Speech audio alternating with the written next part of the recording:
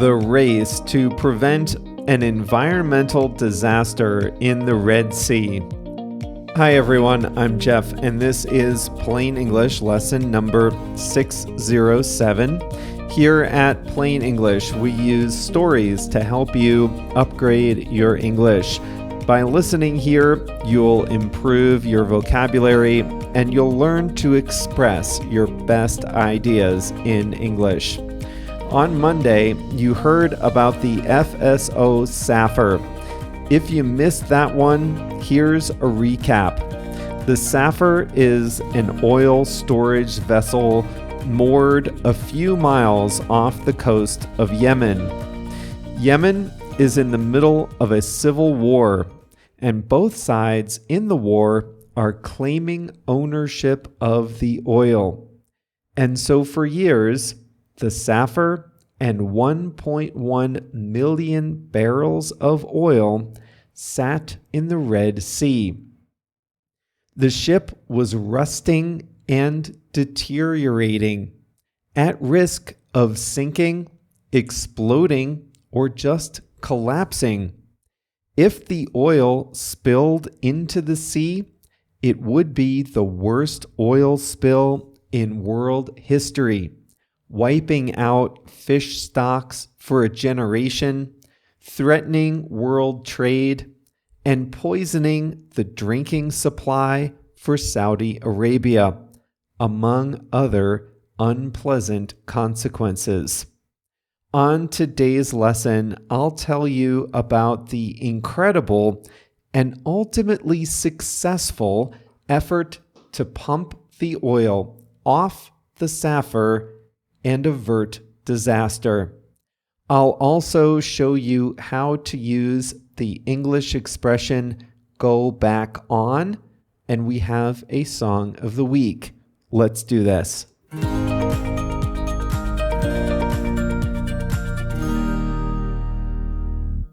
The United Nations was long aware of the problems with the FSO Safer, and the broad solution was well known. Someone had to take a proper oil tanker out there, connect it to the Safer, transfer the oil into a new tanker, and then scrap the Safer. However, it was not as easy as it sounds. There were two main problems: money, obviously, and diplomacy. Let's start with diplomacy. Yemen is a volatile place. It's the poorest country in the Arabian Peninsula, and the rule of law is weak. The country has been carved up into territories controlled by rival governments and smaller militias.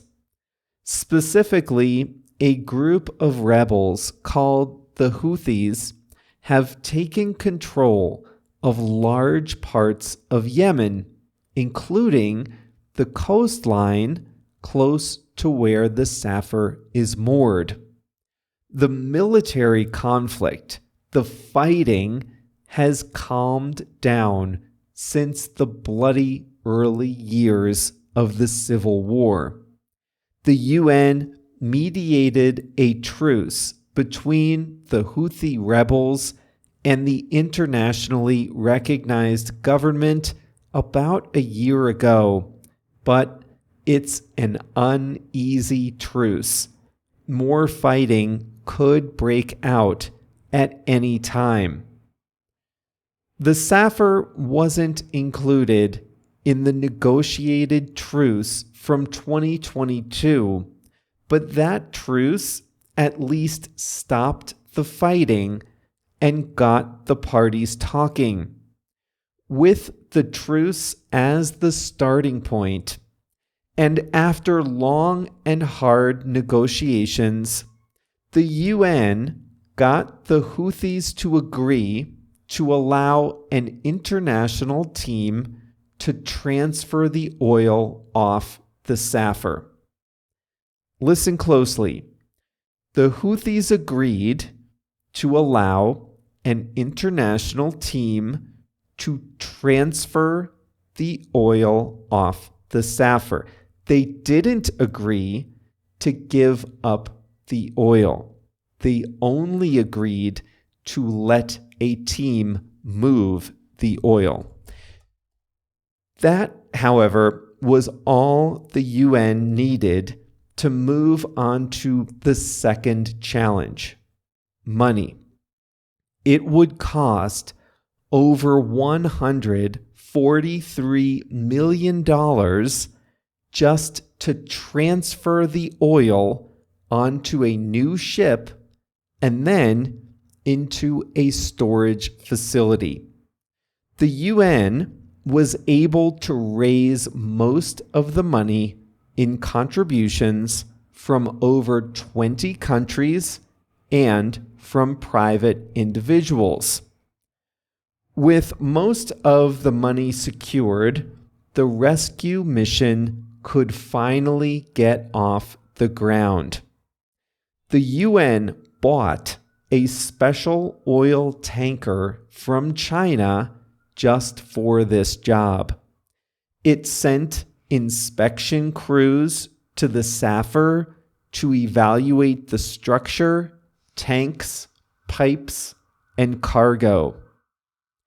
A special portable inert gas system was developed to reduce the risk of an explosion. Protective nets were installed to catch any oil that might leak during the process. And finally, hydraulic pumps were lowered into each of the Safer's 34 tanks. Finally, on July 25th of this year, the transfer began.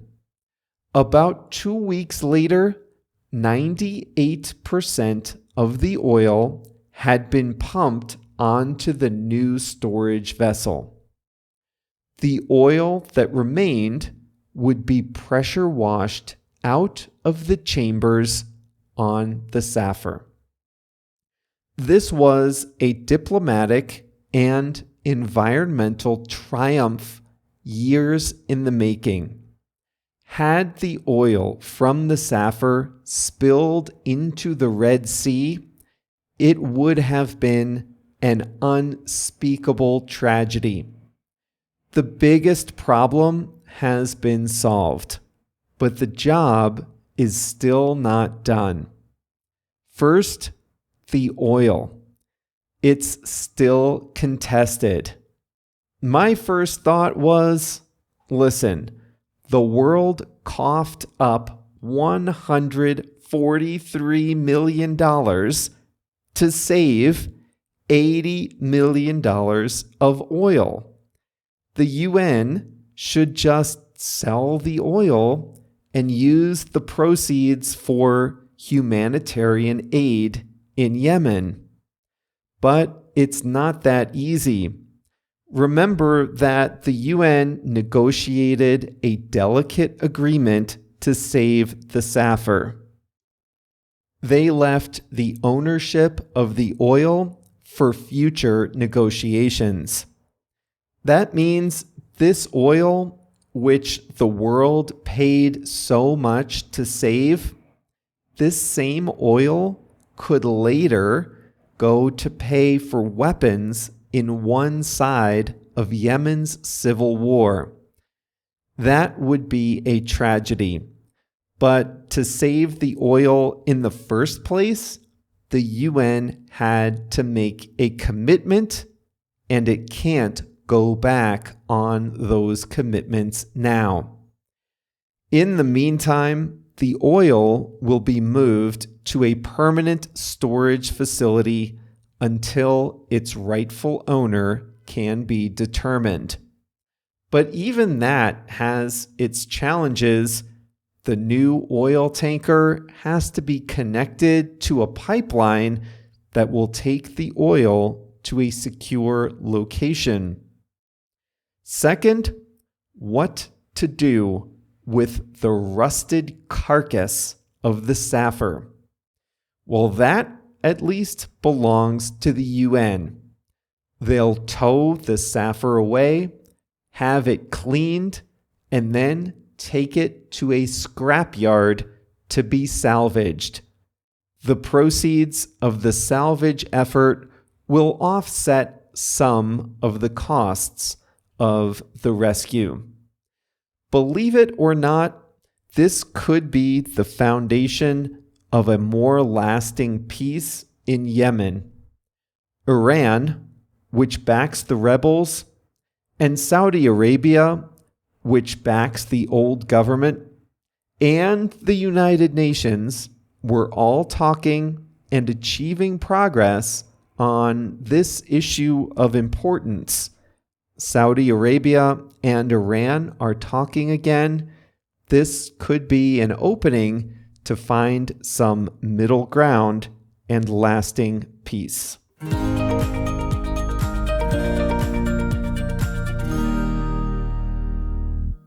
Sometimes I think all hope is lost for the world. Not really, but it does seem like that sometimes. And then there are just flashes of brilliance when highly skilled people come together to do something that is just good. Good for the world, highly complicated, technical. I first read an article about this probably 2 years ago, and I just could not see how this would resolve itself. Well, I think about you guys, all of you in the audience. I think about you all week long, even on days when we're not together in an episode. And so often I think I'd love to share something with you, but I don't really have a place to do that. Now, that could be a cartoon, a picture, a link, a book recommendation, a tip, a strategy, a question, whatever, lots of stuff. But now we're putting all of that into the emails that we send out with each lesson every Monday and Thursday. These emails are jam-packed with value, fun, entertainment, and a little extra learning. They're already going out. Now, if you're not getting them, just go to plainenglish.com/mail, M-A-I-L. You'll be signed up right away, and this is a great way to get some extra practice, engage a little more with English. plainenglish.com/mail, M-A-I-L.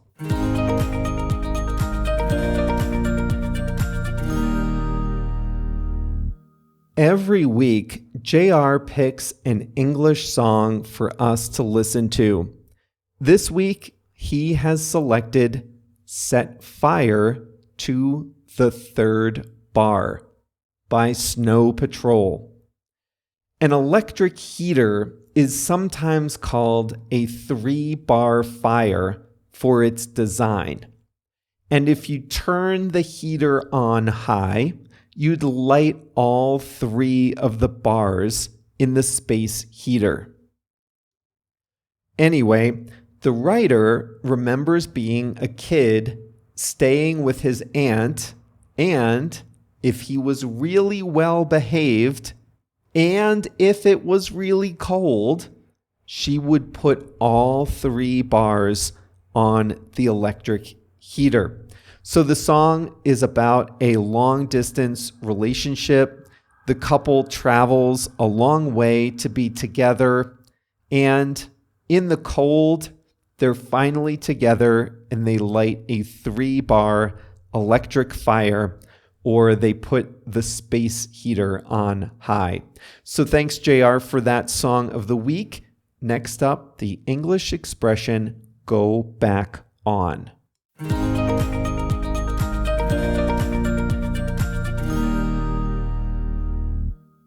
To go back on your word is to break a promise. You may know the expression to give your word. To give your word is to make a promise. To keep your word is to keep a promise, to do what you said you would do. But to go back on your word is to break a promise, to not do what you said you would do.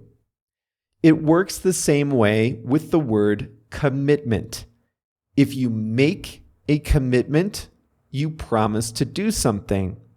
But if you go back on your commitment, you do not do that thing that you promised to do. Today, we talked about the frustrating case of the FSO Safer. It was a deteriorating oil tanker sitting off the coast of Yemen. Left alone, it would have been an environmental disaster. The rebels who controlled Yemen's coast wanted to use the oil on the tanker as leverage in their conflict. They'd also love to sell the oil and keep the money. They cared quite a bit less about the environment. The UN cared about the environment and wanted to pump the oil off the Safer before it turned into a disaster. But they first needed permission to do so. So they struck a deal with the rebels in Yemen. The UN would be allowed to save the Safer from disaster, but they'd have to store the oil somewhere else. The rebels are not willing to give up their claim to the oil. All right, so now the oil has been saved from the Safer. The UN has control of the oil. It's on a much newer, safer tanker. If I were the king of the world, I'd say the UN, after having gone to so much trouble to save the world from environmental disaster, the UN should just sell the oil and use the proceeds for humanitarian aid in Yemen. But it's not up to me. And the UN made a commitment to the rebels. But it is not up to me. And the UN made a commitment to the rebels. The commitment was the UN would safely move the oil, but it would not take ownership of it. Well, now that it has moved the oil, safe and sound, it cannot go back on its commitment.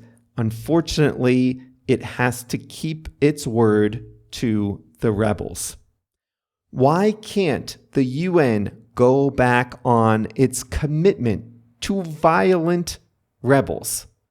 For one thing, it could cause the tentative truce in the region to fall apart and fighting could resume. Second, the UN wants its credibility intact for the next time it has to negotiate with unsavory characters. So it cannot go back on its commitment. It cannot violate its commitment. It has to do what it said it would do, no matter how unpleasant that may be. A lot of companies told employees they could permanently work from home. Twitter was one of those companies. But some companies have gone back on their commitments. Twitter has a new owner, you may have heard, and he told employees they have to come back to the office. Farmers Insurance is another company that went to permanent remote work structure. Permanent, in this case, meant just a year or two because now that company also has gone back on its commitment to remote work. With a company, country, or organization, you would typically say commitment. A company can't give its word, so it can't really go back on its word. It can only make a commitment. But with a person, you can say go back on his word or go back on her word. For example, you could say, my boss promised to install a nap room in the office, but went back on her word when she saw how much it would cost. In the morning show, there's a character who promises to go to rehab for his drug and alcohol use, but he goes back on his word. He doesn't go to rehab after he promises to do so. That brings us to the end of Plain English for today. Remember, we're breathing some new life into the lesson emails we send on Mondays and Thursdays. Every time I think of something I want to tell you, I'm adding it to a list, and then I put all that stuff into our lesson emails. So you get some learning, but also so much more. Now you can get those emails by going to plainenglish.com/mail, M-A-I-L. That's all for today. We'll be back next week with 2 more Plain English lessons. See you then.